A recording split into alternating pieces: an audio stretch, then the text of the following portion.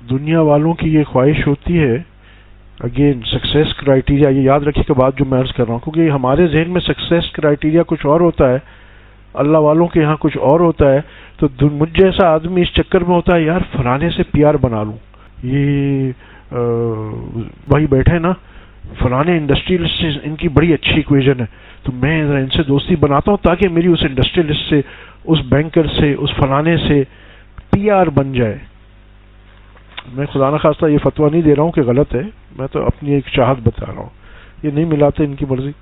مگر تو یہ ہم نیٹ، جس کو آج کل کہتے ہیں نیٹ ورکنگ، ہم نیٹ ورک کرتے ہیں کہ جی ہم نے فلاں شخص تک پہنچنا ہے تاکہ ہماری کوئی بزنس مین ہے تو کہتا میری چیمبر آف کامرس میں رسائی ہو جائے، کوئی ڈاکٹر ہے وہ کہتا میں فلانے بڑے ہسپتال میں میری ان ہو جائے. حسب لائقہ ہر کوئی نیٹ ورکنگ کرتا ہے. تو یہ جو اللہ کے طالب ہوتے ہیں یہ بھی نیٹ ورکنگ کرتے ہیں، مگر ان کی نیٹ ورکنگ کیا ہوتی ہے کہ ہمیں اللہ سے شناسائی ہو جائے. ہمیں وہ جو میں ڈاکٹر عبدالحی صاحب رحمۃ اللہ علیہ کا شعر پڑھتا ہوں نا، یا مجذوب رحمۃ اللہ علیہ کا ہے کہ ان کے ملنے کی ہے بس ایک ہی راہ، ان کے ملنے والوں سے راہ پیدا کر. تو ان کے ملنے والوں سے راہ پیدا کر. جیسے ہم دنیا کے لیے نیٹ ورکنگ کرتے ہیں تو اس طرح یہ اللہ والے بھی کوشش کرتے ہیں کہ ہم کسی ایسے بندے سے مل جائیں جو اللہ کا محبوب ہو. اس سے آگے کی بھی آپ کو ایک بات بتا دوں، حضرت خواجہ عبدالخالق غجدوانی رحمۃ اللہ علیہ بہت بڑے بزرگ گزرے ہیں.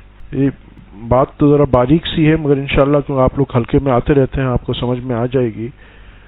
ہمارے سلسلہ نقشبندیہ کی یہ خضر علیہ السلام سے بڑی دوستی تھی ان کی. آپ نے سنا ہوگا قرآن میں بھی خضر علیہ السلام کا ذکر ہے. خضر علیہ السلام سے بڑی دوستی تھی، اور ہمارے یہاں ایک ذکر ہے حبس دم کا، وہ خضر علیہ السلام نے ان کو بتایا تھا. بہرحال ایک روز بیٹھے ہوئے تھے اور بھی لوگ بیٹھے ہوئے تھے، کہا ایک شخص بڑا خوبصورت ان کے پاس آیا اور کچھ باتیں کی. آس پاس ساتھیوں نے کہا کہ وہ ایسا خوبصورت شخص اور نورانی چہرہ کہ ہم حیران ہو گئے. جب وہ چلا گیا تو حضرت خواجہ صاحب رحمۃ اللہ علیہ نے کہا کہ تم کو بتاؤں یہ کون تھا؟ حضرت ضرور بتائیے یہ کون تھا.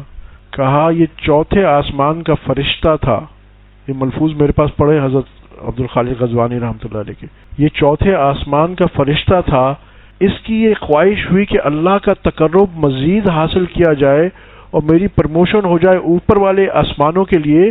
تو یہ اس فقیر کے پاس دعا کے لیے حاضر ہوا تھا اور الحمدللہ اس فقیر نے دعا کی اور اللہ پاک نے قبول فرمائی. اس امت کے فقراء کا یہ حال ہے کہ فرشتے ان سے سفارش کرتے ہیں، یہ دعا کرتے ہیں اور اللہ قبول کرتا ہے. تو آپ صلی اللہ علیہ وسلم کا کیا مقام ہوگا؟